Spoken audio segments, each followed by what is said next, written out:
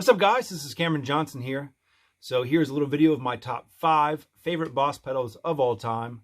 Check out the links in the description for demos of each one of these pedals. This is going to be just more talking points, talking about my history with each one of these pedals, etc. So let's get started. Okay, number 5 on my list is the Boss Heavy Metal, the HM2, which is, sorry, my cat just jumped on me. The HM2 is a very unique pedal. You know, it's not a pedal that would work great for every situation. I think you got to kind of, tweak the knobs a little bit. I mean, like any overdrive pedal, but this is definitely, one of those pedals that has a very unique sound. We got the sort of Swedish entombed tone going on right now with everything on 10. Everything maxed out. I like to keep the level not quite as crazy. But, to be honest, that's kind of what I like to use it for. But it's one of those things, I don't use it super often, but it has such a cool, unique sound, especially on recordings, that I just, I had to include it in my top 5. So, number 5, the Boss HM2 Heavy Metal. Also, from what I understand, Boss are going to be doing a reissue of this pedal, or a Waza version or something. So, we'll have to check that one out when it comes out. All right, number 4, the Boss Digital Space D, the DC3, also known as the Digital Dimension. Now this is the, I guess, Japanese release, so it was named something different for their market. Basically, this is just a really cool digital chorus pedal.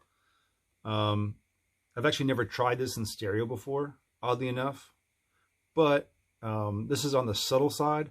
There's an EQ knob, which is kind of convenient to have. You can kind of shape the tone on this thing, but you can make this a really subtle digital delay, which I guess kind of digital delays are not known for being super subtle. So just such a great pedal, and it's pink, which I like a lot. So number 4, the Boss DC3. Okay, number 3, another chorus pedal, oddly enough, but this is the very first pedal the Boss produced, the Boss CE1 Chorus Ensemble. This thing is an absolute beast. It's basically a chorus and vibrato in one. I believe that this is actually the circuit that is in the Rollin Jazz Chorus in a pedal form. I'm not sure which came out first. I may be wrong on that, but I've heard things. So the only kind of quirk about this is it really wasn't made, I think, for the a guitar input. So this one's actually modded. Not exactly sure what they had to do to it, but basically it works much better with guitar now. I think it was distorting before, but I purchased this pre-modded. It's just a simple thing of maybe changing a resistor or something, or a pot. But I mean, this is sort of like the legendary chorus sound. It really is very special. It's not practical. I'm not brave enough to put it on my pedal board, but one of those dream pedals that, I've always wanted one. Always lusted after one, and I finally got one. So this is number 3, really just for practicality purposes. It is what it is. So Boss CE1 Chorus Ensemble. Okay, we're getting down to the last 2 pedals. So another chorus pedal, the Boss DC2. Sorry, I actually had to yank this off of my pedal board.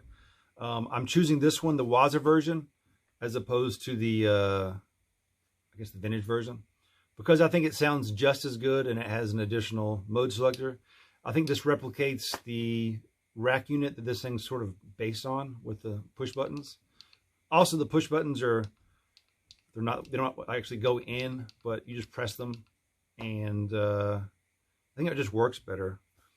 But also stereo.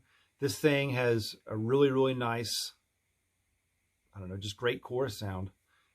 And it gets obviously more intense with each press of the button. Also, they're buttons, which I love. Knobs, they're cool, but buttons are way cooler. Like I said before, I've done a demo of all these pedals, so please check out the ones in the description. So number 2, the Boss DC2W. All right, before we get to number 1, I'm going to give a little honorable mention to the Boss EH2 Enhancer. This never leaves my board. Just kidding. Actually, this is a cool pedal. But Not the one I'm talking about. So my honorable mention, this will be around number 6. This is the FZ2 Hyperfuzz. One of the pedals that Boss really needs to reissue or do something with. Just a super unique fuzz. Has a cool boost function as well.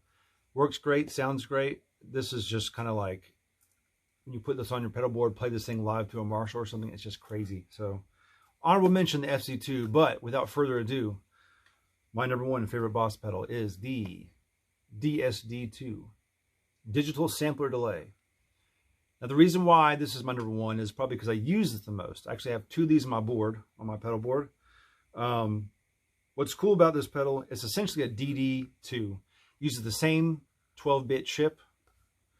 And, you know, it has this sort of delay, I don't know, sampler function that I honestly don't use. I just use this as a delay pedal. And it sounds great as a delay pedal. Here's my kitty cat again. Let's see, what else can I talk about this? According to this book I have on pedals, this is actually the rarest Boss pedal ever made. Not sure if I believe in that, but you know, whatever. So, favorite Boss pedal of all time, Boss DSD2 Digital Sampler Delay. You can find these for around $100, maybe a little bit more. I talked about this in my, I think it was my buy these Boss pedals now because they'll get expensive at some point. But you know, either the 2 or the 3, they're the same pedal. So yeah, there it is, guys. All right, guys, I want to thank you for watching my top 5 favorite Boss pedals video. What are your top 5 favorite Boss pedals? Let me know in the comments. I'd really be curious to check them out.